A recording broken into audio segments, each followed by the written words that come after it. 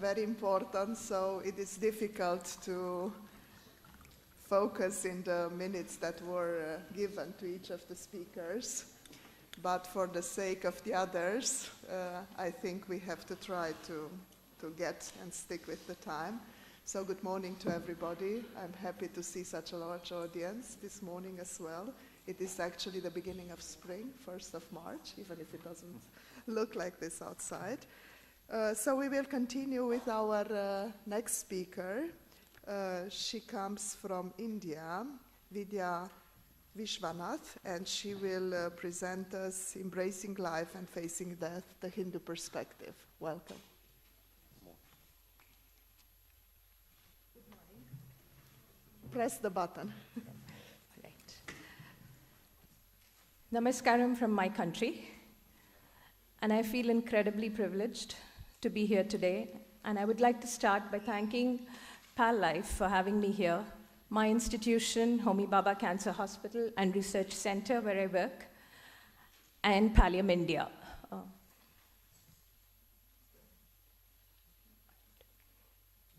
Where I come from. At the moment, I'm also grateful that I managed to make it here in my 6 layers and my 6 yards of my sari to the podium today. And I also feel very grateful because I stand here representing one of the oldest known religions to humankind and one of the most humane approaches in medicine, which is palliative care. I would also like to say that as a palliative care physician, I have a long way to go. As a Hindu, I have a lot to learn. All I'm going to do over the next few minutes is talk you through my journey in palliative care as I talk to my patient every day.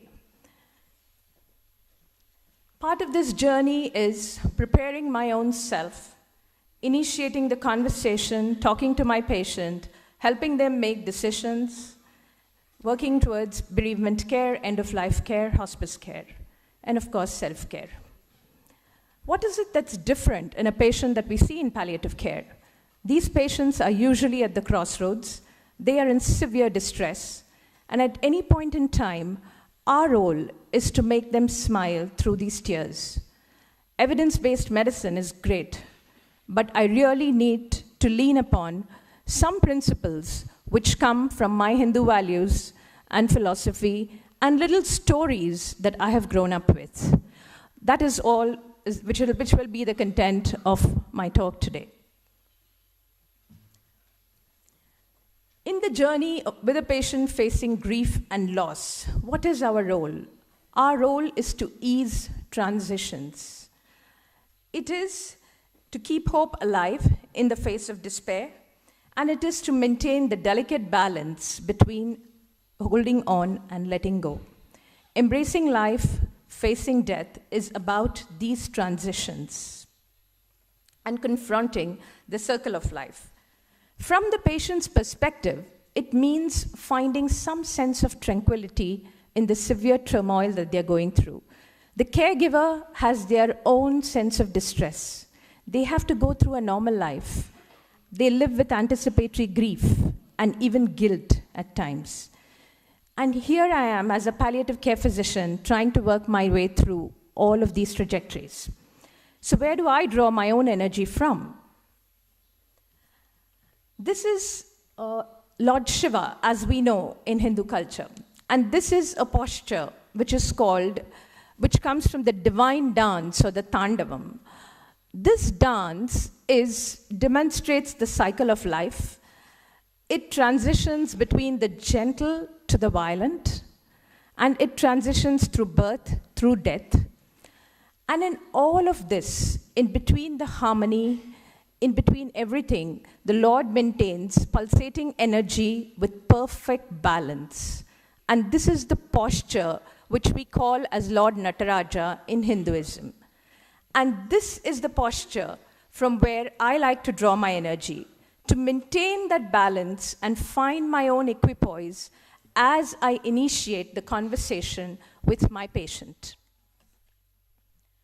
Starting the conversation, what is the goal in any palliative care conversation? The first goal is, what can we do for you today? How can we improve your life today? What is the suffering that I can take away from you today? And that is always our goal as palliative care physicians. And this is where I can draw from the Bhagavad Gita, which is the divine song. And what does the Bhagavad Gita say? It says, do not weep for the past, do not worry about the future, think of the present and live in the present. And so this is where I start by initiating the conversation with my patient.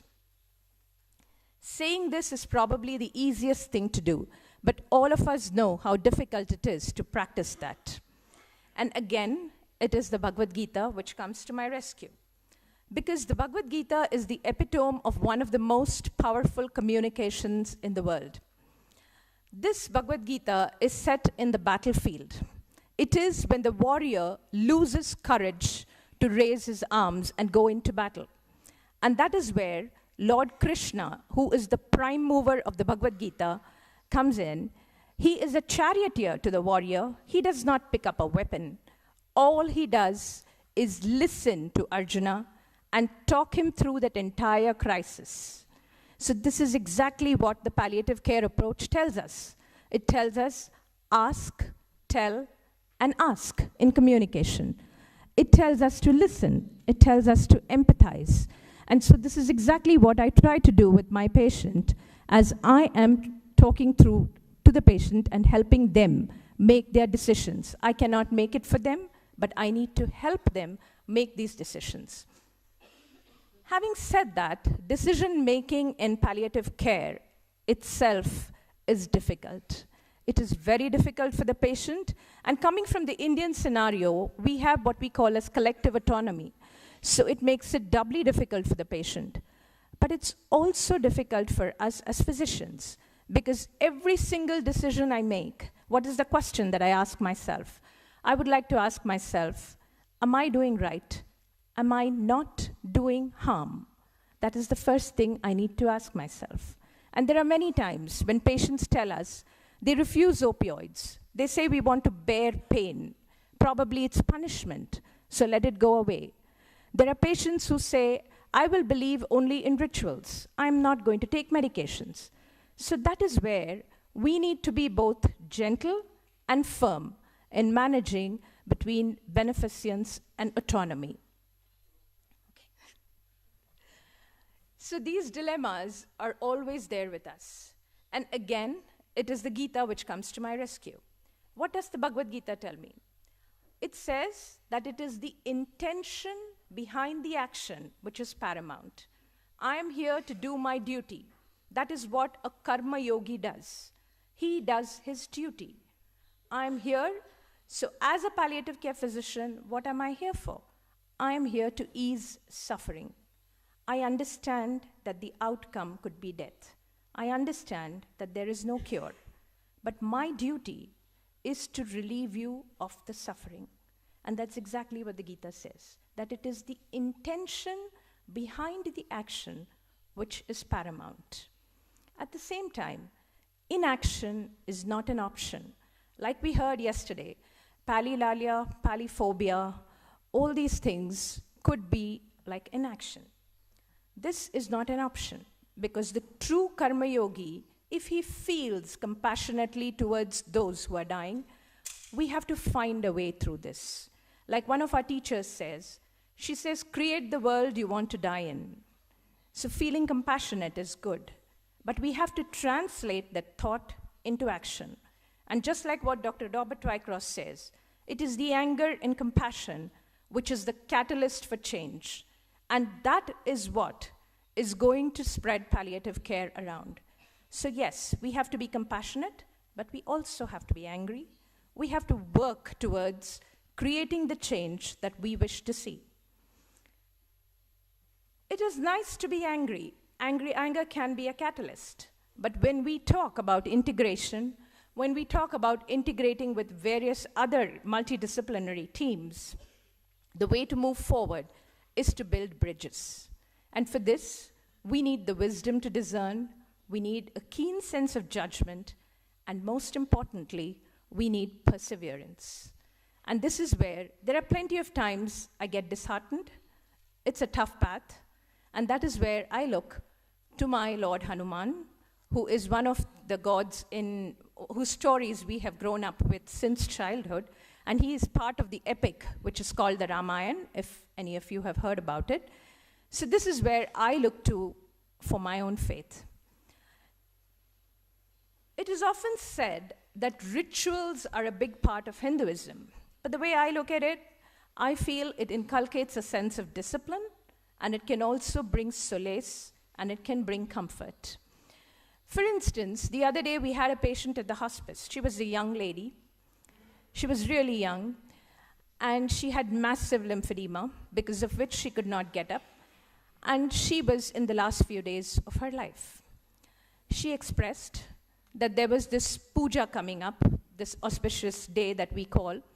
She would have liked to do this little prayer and this little ritual for her husband, which she had never missed over the years. But how could she do it? She was in the hospice.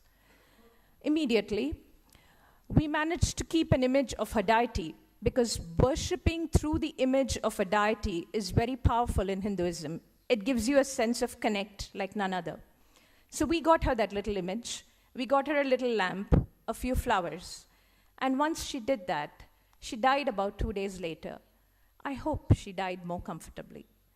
And this is exactly what brings us to the concept of what we call as hospice care. Like we have always learned, hospice is not a four-wall structure. And this is where I draw a very strong parallel with the temple. What happens in a temple? It is what we feel, which is exactly what goes on in a hospice. It's a place where I believe that peace and turmoil coexist. I have learned life lessons in the hospice. Witnessing the trauma, witnessing the strength inside those four walls, I feel I have no right to complain. And when I see someone going through that translational phase, I always feel it's a huge privilege that we as palliative care physicians have. One more thing as palliative care physicians that we always think about is to prioritize unfulfilled desires, to fulfill unfinished business. We are always taught, please do that. And there is a very beautiful parallel in Hinduism for that. We call it moksha. We say, don't leave behind anything that you want to do. So even as Hindus, towards the end, many a times family members would like to know what their loved ones want, what they want to be fulfilled. And like what we say, when life ends and desire remains, we call it death. But when desire ends and life remains, we call it moksha. So this is the concept. And this is what every Hindu would like to achieve, to break off from that cycle of life and death. There are also some scriptures that we read towards end of life. In fact, one of the oldest treatises that we have towards end of life is called Srimad Bhagavatam. There's a very nice story behind this. There was a king who was cursed, and he was given 7 days to live. And in these 7 days, he did not flee away. He did not fear death. But this scripture was read out to him, and that gave him moksha. So it's strongly believed among Hindus that reading this and being a part of this listening process is one more way of achieving moksha. And as many of you would know, going to Benares, being cremated near the Ganga, these are all ways that one can achieve liberation from this cycle of life and death. Many a times we meet our patients and caregivers. They stoically face death. They have gone through the grief cycle. They have come to this acceptance. How do they do it? Many of them believe that the soul is permanent. The body is a gift from God. And like we change our clothes, this soul has now left this body and has now evolved. And this gives them a lot of comfort. And this has been quoted in the Bhagavad Gita too. There is another concept which I'm sure many of you hear about, is what we talk about karma. When we talk about karma, it is not just predetermined fate. What we believe is that what has happened in the past is a result of what we are today. But what is more important is we have it within us to change the future. So doing something good now, accepting what I have now, can give me a better turn for later. So it's like what goes around comes around. So this concept of karma is something, I have kind of just simplified it, but it's a huge concept in Hinduism, and I'm no scholar of Hinduism like I told you before, but this has given a lot of acceptance to patients to accept what is happening during death. The question that most of us as palliative care physicians fear is, why me? And many a times, we get answers to this questions just by conversing with the patients and their caregivers. The question remains unsaid, but most of the answers are answered. So these are some of the experiences that we have had as palliative care physicians. Bereavement care is, again, another very important part of palliative care. So this is something we are told that we have to meet the family, we have to talk to them, we have to spend time with them for a long time to rule out complicated grief. We have a lot of parallels in Hinduism too. Even chanting for the dead, sitting with them, and there are plenty of rituals that go on for almost a year after the patient or after the person dies. So what I would like to say here is that our community absorbs a lot of bereavement care. So at a personal level, as a palliative care physician, most of our work is done by the community because these rituals can go on. They start on the next day and they go on till almost a year. In all this, I would now like to touch upon the fact that Hinduism is also about awakening your own soul. Because whatever we say and do, if we do not have faith in what we are doing, everything else does not matter. So self-awareness, we call it kindling your own Shakti, your own spiritual force, as we call it. It need not be a deity. It could be something that you connect very well to. So this deity in me, or this Shakti in me, allows me to multitask. But I also understand that I need to introspect, I need to reflect. And very honestly, I have a very long way to go to achieve that sense of equipoise, which all of us crave for. There is a lot of turbulence, but I am very grateful to the practice of palliative medicine because it has taught me to introspect, it has taught me to reflect, and it has brought me way closer to my own faith. As I would conclude, I would like to say thank you. In true Hindu tradition, we say Mata, Pita, Guru, Daivam. Mata is my mother. She was a teacher for 37 years. Pita is my father. From him, I learned to chant mantras without actually learning because I just heard him say it. Guru is every one of those teachers, right from my kindergarten, to so many, even in the audience today, whose textbooks and whose articles I have been blessed to read. So I really bow down in respect to every one of you. All of you have taught me that I have been encouraged, rather, to make my own life choices without fetters and without making it the standard of morality for someone else. I have grown with the joyous sounds of the temple bells and the quiet silence in my school chapel, and I have cherished both of these. I feel truly blessed that I am here today. My dear family is my biggest strength, and my friends have been the greatest gift in my life. Every one of those illustrations, those pictures in my presentation, which we call as rangolis, which are there on the bars, have been made by my friends, and some of them are on my own personal pictures. So I'm grateful to all of them today. I'm bringing a part of India right here. I bow in respect to every one of them.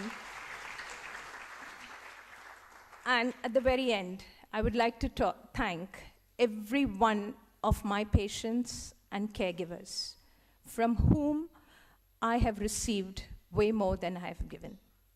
Thank you.